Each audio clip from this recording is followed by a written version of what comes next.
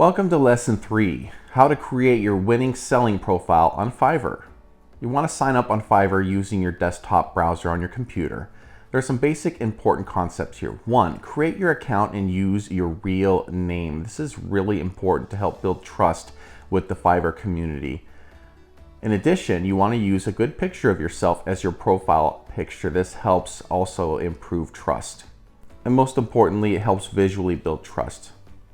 Number 3, add your languages and take your English language test. This helps build your standing on Fiverr as you'll be certified as an English speaker. Number 4, write a short and impactful description, include keywords and perfect grammar. You want to make sure that it's just short and sweet, right to the point. Use key search words in your title that will help you appear in searches, things that are related to your gig and that will help your prospective buyers find you.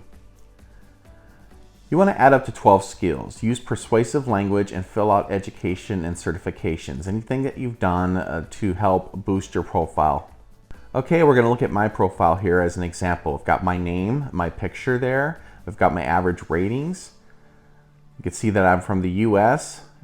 Fiverr will also tell people my average response time, my last delivery. And then there's my bio below. It's just a few sentences that I wrote up about myself. Again, no need to go crazy on this. You just want to give people a good look at yourself. Frequently asked questions. There are also some reviews along the bottom here of recent projects that I have completed.